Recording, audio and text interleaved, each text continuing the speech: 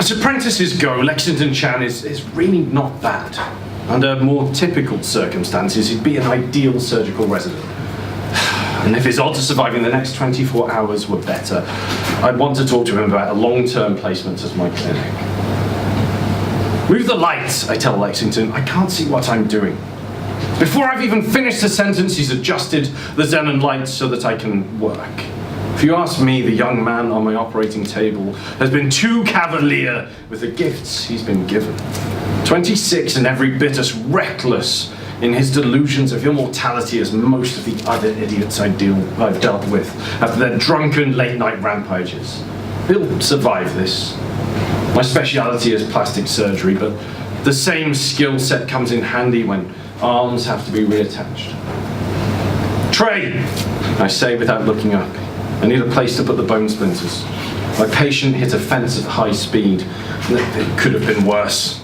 Helmet protected his cranium and a pair of vintage aviator goggles kept debris out of his eyes. The lower half of his face, it's not as bad as some of the mangled, bloody messes I've seen, but he was going to be on a liquid diet for the foreseeable future anyway, so as usual, Lexington's reflexes are uncanny, right at the threshold between intuition and clairvoyance. With him in my operating room, my two nurses have very little to do. They stand just in my peripheral vision, spectators more than participants. Genevieve, the younger one, is here mostly to refill my water bottle.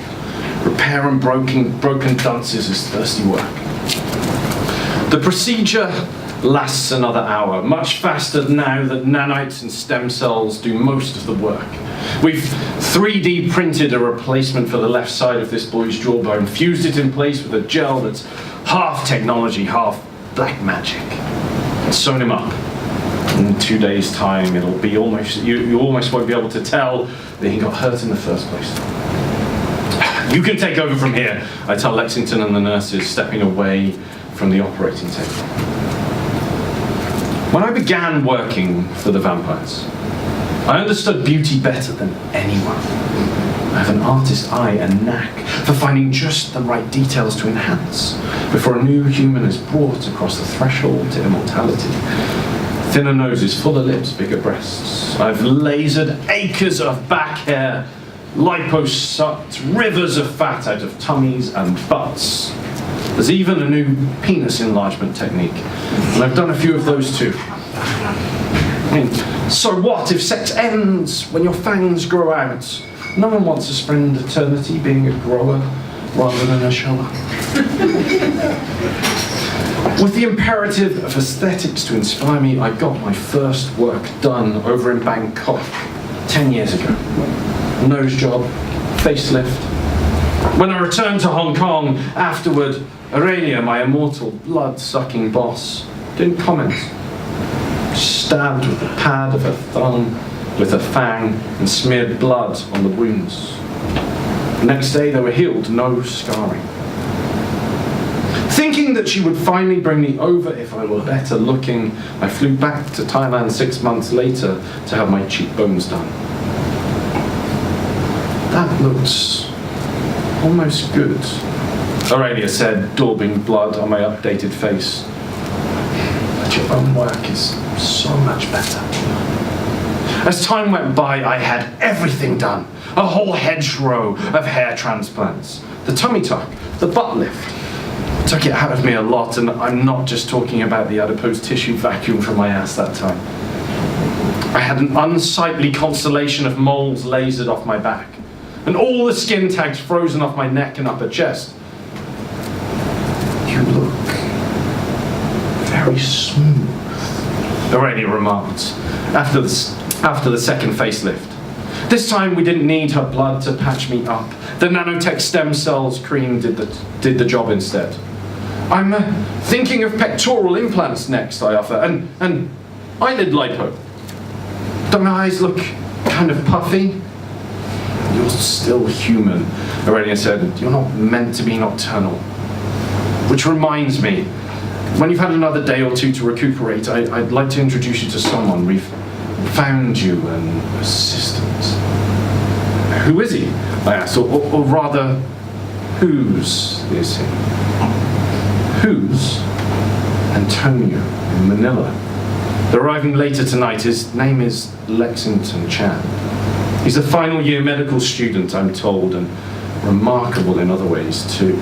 I think you may finally have found an initiate who won't need your services, just your tutelage.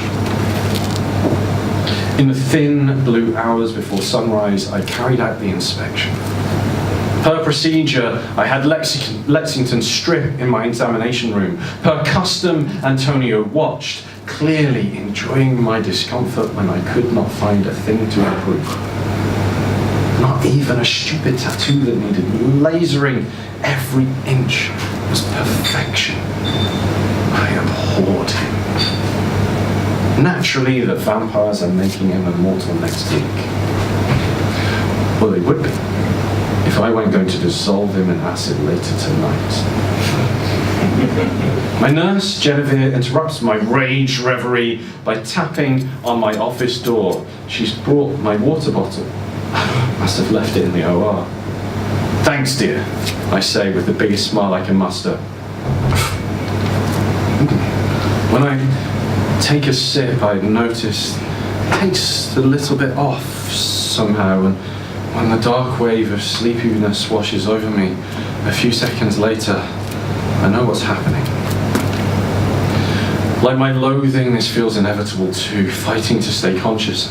I jump to my feet, a shot epinephrine might counteract this, but my legs give out from under me. I collapse in a heap on the floor. My eyes won't stay open, but yet I never seem to be fully unconscious and dimly aware of being moved. A sharp pain in my neck, a hot, rich liquid splashing across my lips, filling my mouth. I'm coughing, choking on it. Someone rolls me over onto my side and thumps my back. Dim thoughts of scolding them, but then my thoughts break apart again, dissolve, and drifting in a mental sea that tastes like copper and red ink. A torrent of cold water brings me closer to fully awake, and a couple of slaps close what's left of the distance. Peter! Wake up! Peter! Snap out of it. That voice, those fingernails raking on my face could belong to only one person. Arania. Another slap, and with great effort my eyes open. Nothing about my body feels right. Garbled messages telegraphing from my extremities. It's hard to move. You should never have plotted to kill Lexington, she says, belting me again. What were you thinking? Did you not stop to consider how much of Antonio's blood he'd already been given? And vice versa. They knew everything. And I had to talk them out of flaying you alive! The only reason you're still here is because I had a better idea. I'm not sure I want to hear this. I gave you the blood you've been wanting for so long, Aurelia says, and now I'm giving you to Lexington. He'll be your replacement, and you'll be his to practice on. Who better for a student of plastic surgery than a test patient who heals overnight? I try to speak, try to lift my hands to gesture, to plead. Nothing works. Oh, you might have noticed. We've removed your arms and legs before giving you the blood. Aurelia says, lest you get any ideas of running away. But don't worry. I'm told Lexington can be very creative. She stands next to the bed for a moment, looking down at me. Her expression is the master carving of grief and sympathy on the face of a cold marble statue. Thank you very much for your service. She turns away from me and leaves, switching off the light on the way out.